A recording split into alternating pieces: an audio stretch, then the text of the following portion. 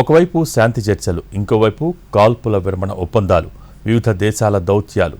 ఇక అయిపోయింది, ప్రశాంతంగా ఉండొచ్చు అనుకుంటుండగానే పశ్చిమాసియా భగ్గుమంది.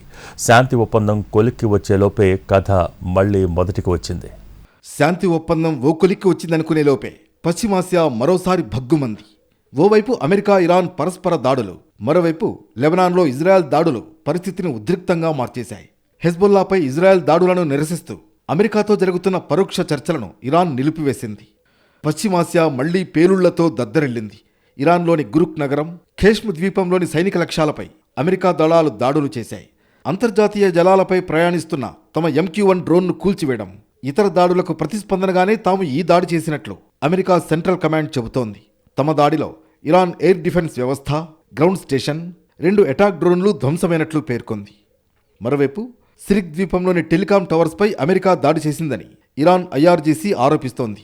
దీనికి ప్రతిగా అగ్రరాజ్యం దాడికి వాడిన ఎయిర్ బేస్ను టార్గెట్ చేసింది. అటు లెబనాన్పై ఇజ్రాయెల్ భీకర దాడులు కొనసాగాయి. మరీ ముఖ్యంగా హెజ్బొల్లాకు గట్టిపట్టున్న ప్రాంతాలను వశం చేసుకుంటూ ఇజ్రాయెల్ దళాలు ముందుకెడుతున్నాయి. లెబనాన్పై ఇజ్రాయెల్ దాడులు చేయడంతో ఇరాన్ సీరియస్ అయింది. దాడులు ఆగే వరకు అమెరికాతో చర్చలు సాగవని ఇరాన్ తేల్చి చెప్పింది. అమెరికాతో మధ్యవర్తుల ద్వారా జరుగుతున్న పరోక్ష చర్చలను తాత్కాలికంగా నిలిపివేస్తున్నట్లు ఇరాన్ ప్రకటించింది. చర్చల నుంచి తప్పుకుంటున్నట్లు ఇరాన్ ప్రకటించగానే ట్రంప్ రంగంలోకి దిగారు. ఇజ్రాయెల్, హెజ్బొల్లాతో చర్చలు జరిపారు.